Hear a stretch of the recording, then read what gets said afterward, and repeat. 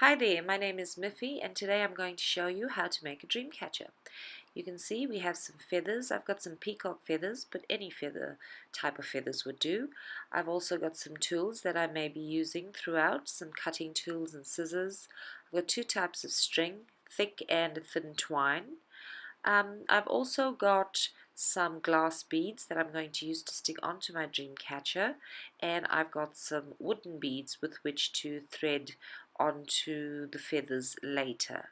So I've also selected some branches from my garden that I'm going to use as the frame for the dream catcher, as you can see. But we're going to get started by just gluing one of the branches to the Y-shaped branch that I stuck. I use hot glue. Be careful when you do use hot glue, it can burn, but it is fabulous and works really well. Hold on to it for a while. So what I'm going to do now is just add a little bit more glue to the edges just to make sure that it is thoroughly secure. You don't want your dream catcher to come apart whilst it's hanging up somewhere. So this just gives it that extra bit of security. So what we're going to do now is I'm going to use the thicker string and I'm going to attach them to the two ends where I place the hot glue onto the branches just to further secure. It's not really necessary because the glue is pretty secure, but I like the look of the string and the way that it looks. It gives it that rustic feel.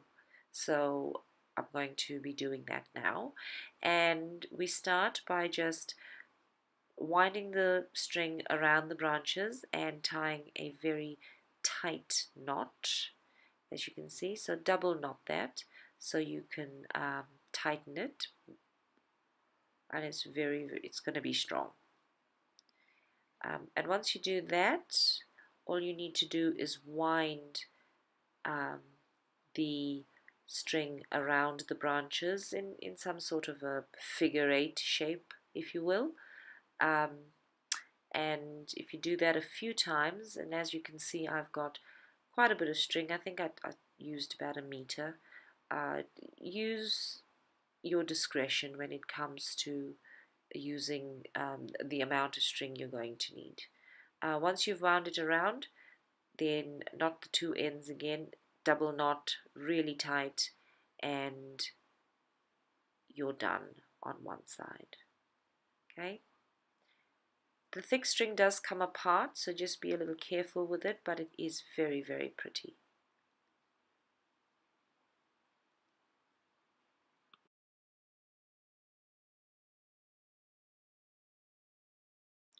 So once you have tightened your knots, just trim the excess string and you will be ready to do the next side. I also add just a little bit of hot glue onto the knot to further secure. Make sure it doesn't come apart. You don't want to do all that work only to have it fray. So there you go. Now we do the next side. And that's your frame. Done. Ready for webbing.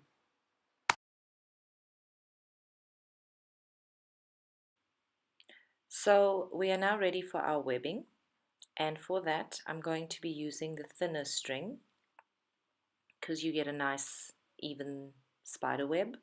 I'm going to cut about 3 meters of the string for now, and if I need more string later, I will show you later in the video how to attach more string to make it longer. And I'm just going to wind the string around my fingers so that it's easier to manage before I start, and you'll see why in a minute. So just wind that string up and we're good to go.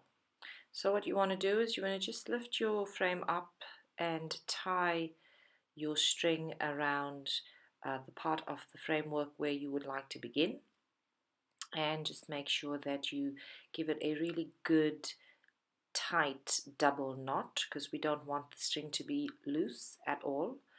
And once you do that, then you are ready to go around and do your first row of webbing. So let's get started with our webbing. We've got our string and we'll give it some slack, And now the first thing I will do is put my string around the branch, create a loop, and pull my string through that loop, as you see. Pull nice and tight. You want to make sure that as you're webbing through, your string is always held quite firmly. Okay, and then you repeat that around the branch, pull through the loop. You want to give yourself about 5 to 6 centimeter gap between the loops. Obviously this will depend on the size of your dream catcher. If it's a large dream catcher, then you'll have bigger gaps. Then at this point I'm deciding whether I want to stay on this branch or move over, and I think I'm going to stay on this branch and do one more loop before I move to the next branch to continue my looping. Then you turn your dream catcher around, and as you can see I'm pulling quite tight, and you continue the looping onto the next branch, and this is what you're going to do until you get to where you started with the looping. So I'm just going to let you watch this for a minute before we continue.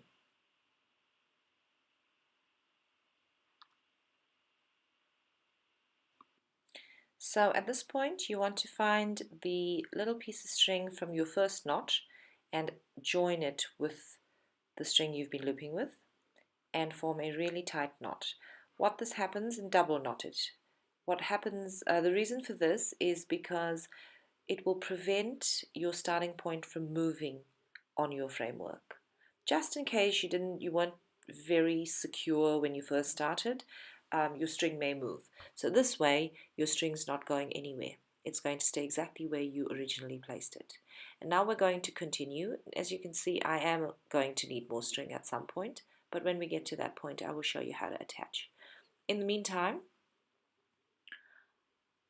as you can see the little loops that you have now formed, we're going to be webbing within these loops throughout the entire dream catcher.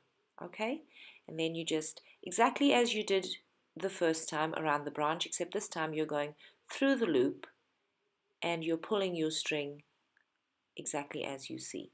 Pull it nice and firm and make sure that you are kind of halfway in the loop. That's where you want your string to hold firmly, halfway between the gaps.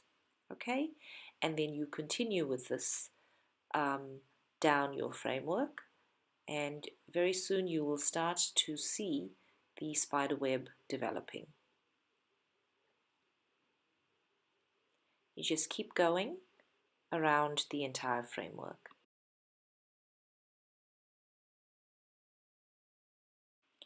As you can see, I did need more string, so I'm going to cut off another 3 meters and join it to continue with my webbing. Okay, so once you've got that done, you just hold your new string and your old string together evenly and make about 2 or 3 knots. Just, make sure it's really tight so it doesn't come undone. Twine is very hard to come undone anyway, so obviously it would depend on the kind of string you're using, but if you are using twine, you're fine with 2 or 3 knots. Okay, and then roll up and I'm good to continue. And I'm now onto my third row, and I'm just going to continue looping in between the previous loops that I've created, as you can see. And you can already see that the web is starting to take shape. Okay, you just keep working your way around the frame and building your web until you get to the center, and you will see that the center hole becomes smaller and smaller as you work your way through. Okay, and that's looking really good.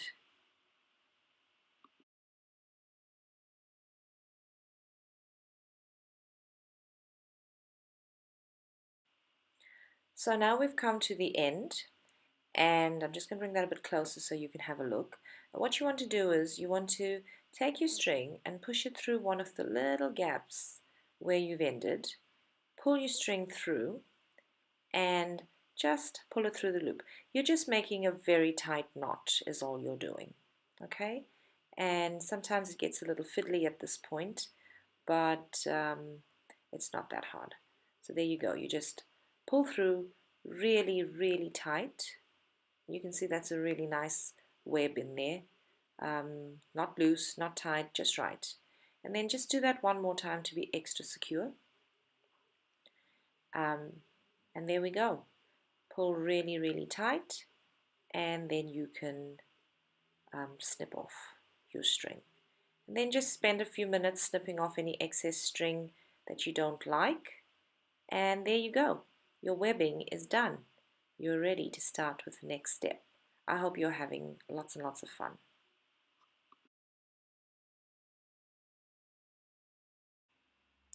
So I'm now ready to attach my feathers.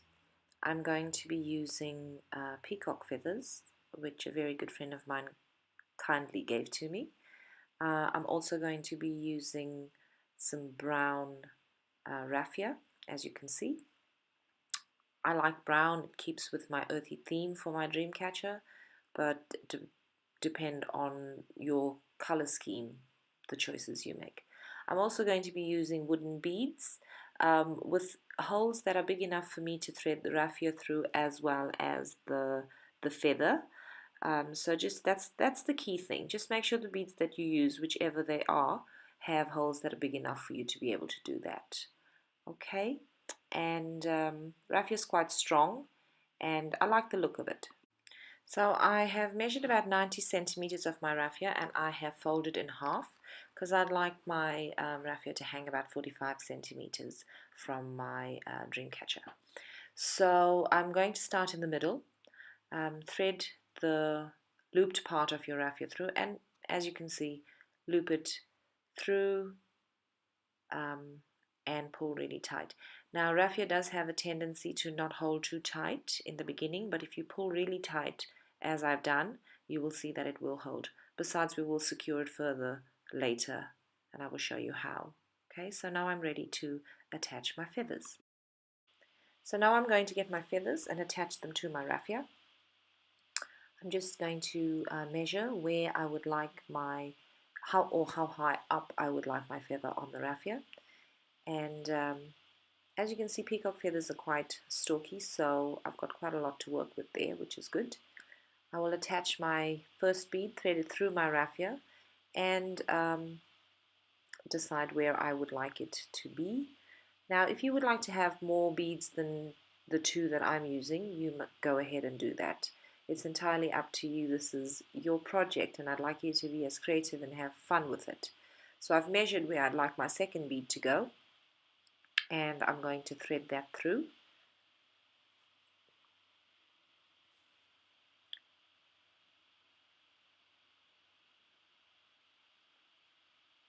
So once I've done that, I'm ready to attach my feather, and that's exactly how I would like it. That's great.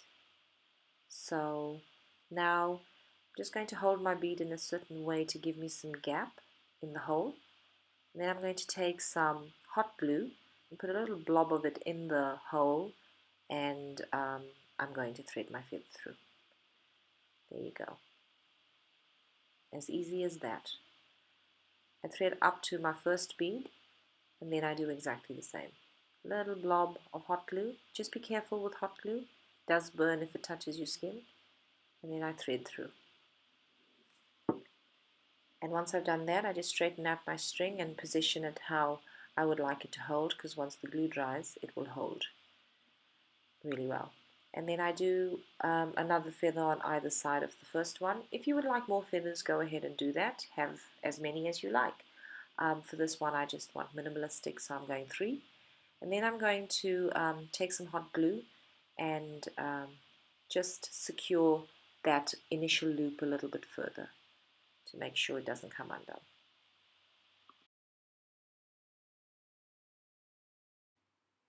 So I'm ready to make the loop that my dream catcher will hang from. I've chosen this part of my framework to make it. I'm going to use the thicker string to make my loop, and I've measured about 90 centimeters and folded the string in half. Then I will just push the loop through from behind and pull my string through the loop. In this case, I'm going to just split the string in half behind the framework and pull through in this fashion. It just makes it look a little bit neater and a bit more balanced actually. And then what I'm going to do is start with one half of the string and just wind it around the branch. You can wind it as many times as you like depending on the length of your string. And then I'm going to do exactly the same on the other side in the opposite direction with the other half of the string.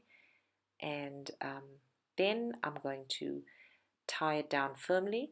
Just neaten it up before you tie. Make sure your strings all together and looks tidy. Give it a nice tight double knot. You can see that the thicker string does tend to fray on the edges, but that's okay because you're not going to need that part anyway. And now I'm going to make the actual loop. So what I do here is I just make a knot, make a loop but don't pull through. Make a knot but don't pull through. And I'm going to just insert the handle of one of my tools through to make sure I don't pull all the way through, and then just tie a really tight knot around that. And yeah, you can use anything you want or nothing at all if you are really good at doing this kind of thing. Okay, so that's it. I'm not going to cut at this point. I'm just going to make a bow, and I might leave the bow. It looks kind of nice. But the reason mainly is just in case I need to undo it for any reason later, at least I haven't cut it through. Just I'm going to remove the tool, and my hanging loop is ready. So we're on our last leg. I'm just going to attach my decorations now. I'm going to decide where on the webbing I want my decorations. I try to go where I've got the string joins so that gets covered up nicely. I'm going to attach some power shells, so I just put some hot glue directly onto the webbing, and then I've attached a power shell as you can see, and then I continue to do that wherever I want. I've also added some glass beads onto the webbing as well as the framework itself.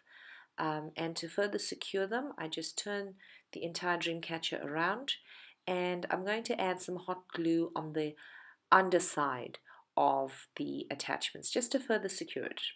And we're done. This is what the final product looks like.